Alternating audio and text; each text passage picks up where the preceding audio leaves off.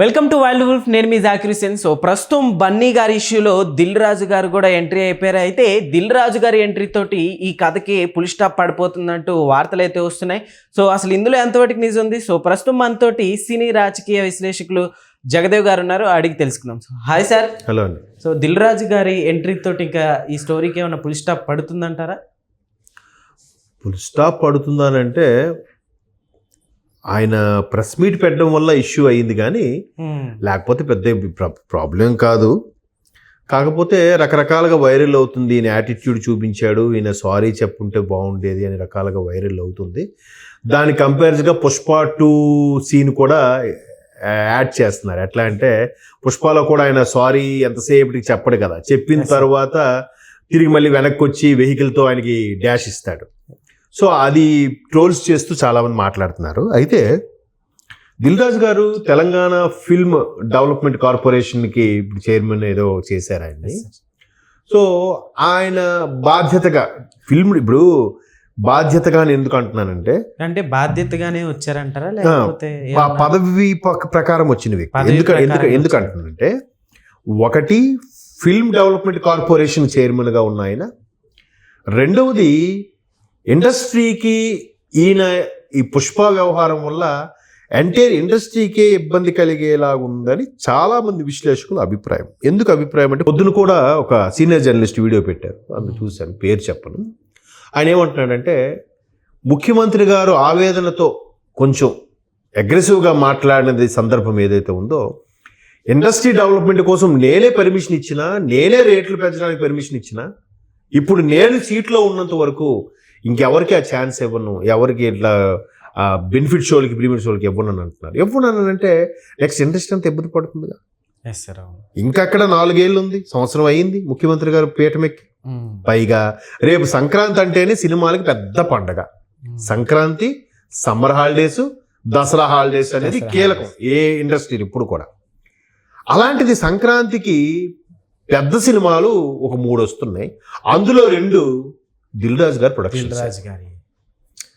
స్వామి కార్యము స్వకార్యము అయింది. ఎందుకంటే ఒకటి ఫిల్మ్ డెవలప్మెంట్ కార్పొరేషన్ చైర్మన్గా సద్దుమణిగేలాగా చేసే బాధ్యత ఉంది, రెండవది ఇండస్ట్రీకి పరోక్షంగా నిలబడే బాధ్యత ఉంది, మూడవది ఆయన చైర్మన్గా ఉన్నాడు కాబట్టి ఏదో ఒకటి సెర్చ్ చేసి చెప్పాలి. సో అందుకు వచ్చారు. ఏదైతే జరిగిందో అది మళ్ళీ మాట్లాడుతుంది. ఎందుకంటే బన్నీ గారు కూడా దిల్ రాజు గారికి అందరికీ క్లోజే. ఈవెన్ ఫస్ట్ భద్రా సినిమాకు కూడా దిల్ రాజు గారు ప్రొడ్యూస్ చేసినప్పుడు దిల్ రాజు గారు బోయపాటి గారు కథ వినిపిస్తే, నువ్వు నాకు కాదు ఈ రవితేజకి అయితే బాగుంటుందని సజెస్ట్ చేయడం, బన్నీ గారు బోయపాటి గారు అక్కడ తీసుకుని, ఇవన్నీ అంటే ఇప్పటి నుంచో ఈ పరిచయాలు ఇవన్నీ కూడా ఉన్నాయి. అయితే ఆర్య కూడా దిల్ రాజు అనుకుంటున్నాను నాకు తెలిసి, బన్నీ గారి 2వ సినిమా. అలాగా దిల్ రాజు గారు ఏంటంటే అన్నిట్లోనూ చక్కగా సెటిల్ చేయడం కానీ, ముందు కథను ఎంచుకోవడంలో కానీ ఒక మంచి పరిణితితో ఆలోచిస్తారు కాబట్టి బాగుంటుంది అనే ఉద్దేశంలో అసలు ఏం జరిగింది, ఆయన లేరంట, ఇండియాలో లేరు, వెళ్ళి వచ్చారు. ఇప్పుడు ఆ ఫిల్మ్ డెవలప్మెంట్ కార్పొరేషన్గా చైర్మన్గా ఉన్నారు కాబట్టి డెవలప్మెంట్ అయిపోతుంది. మరోవైపు ఈ ఇన్సిడెంట్తో ఇండస్ట్రీ ఆంధ్రాకి వెళ్ళిపోతుందని కూడా రకరకాల వార్తలు వస్తున్నాయి. అక్కడ ప్రభుత్వం ఇండస్ట్రీని ఏమి ఇబ్బంది పెట్టట్లేదుగా, షూటింగ్లు చేసుకోవద్దని ఏమి అనట్లేదుగా, లేదంటే షూటింగ్లు చేస్తే గందరగోళం చేస్తున్నా అనట్లేదుగా. ఏదైతే ఇన్సిడెంట్ జరిగిందో దానికి ప్రతిఫలంగా ఒక ప్రతిపక్ష స్థాయిలో కూర్చున్న ఒక నేత అడిగిన క్వశ్చన్కి వివరణ ఇచ్చారే తప్ప ఆయనగా టాపిక్ అయితే మాట్లాడలేదుగా. సో ఇవన్నిటిని పరిణామాలు చూస్తే ఇండస్ట్రీకే ఇబ్బంది పడేలాగా ఇప్పుడు ఆయన మరి బెనిఫిట్ షోలకి వాటి ప్రీమియర్ షోలకి ఛాన్స్ ఇవ్వని అంటున్నారు.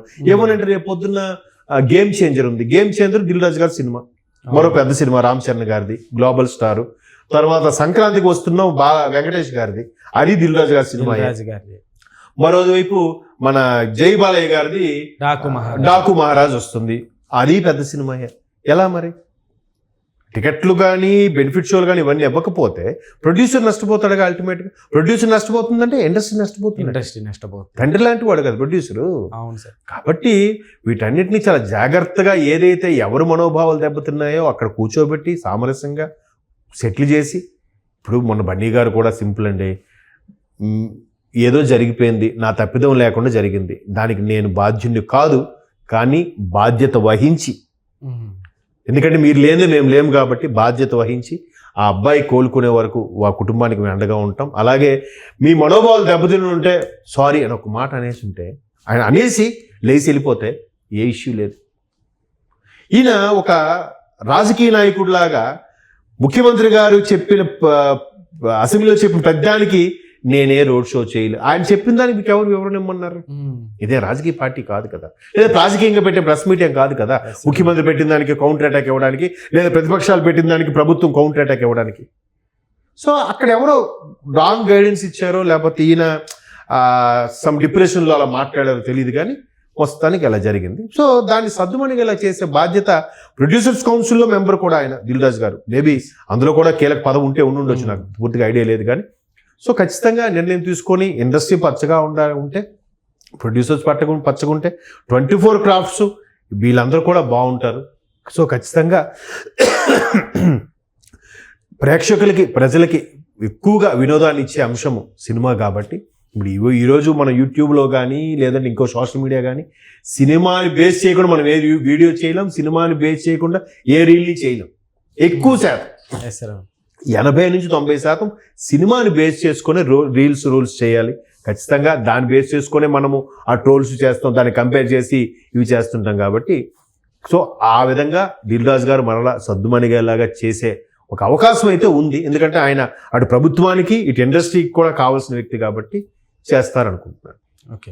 సో దిల్ రాజు గారు వస్తే అన్నీ సద్దుమణుగుతాయి, దిల్ రాజు గారు వస్తే అన్నీ చక్కబడతాయి అనే ఎవరైతే ఆ దృక్పథంలో ఉన్నారో అది కొంతవరకు నెరవేరచ్చు. ఎందుకంటే చెప్పాను కదా, ఆయన ప్రొడ్యూసర్ కౌన్సిల్లో కూడా ఉన్నారు, తర్వాత ఫిల్మ్ డెవలప్మెంట్ కార్పొరేషన్ చైర్మన్ కూడా అయ్యారు. కాబట్టి ఆయన అక్కడికి వెళ్ళి ఆ అబ్బాయి పరిస్థితి చూసుకొని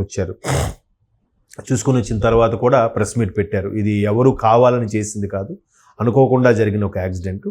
దీన్ని మీ ఇంతకుముందు మనం మాట్లాడుకున్నట్టుగా మీడియాలో కూడా కొంతమంది అత్యుత్సాహం ప్రదర్శించడం వల్ల అటు ప్రభుత్వాన్ని మీదగా బన్నీ గారిని ఏదో అరెస్ట్ చేశారని ప్రభుత్వం మీద ట్రోల్స్ చేయడము, లేదా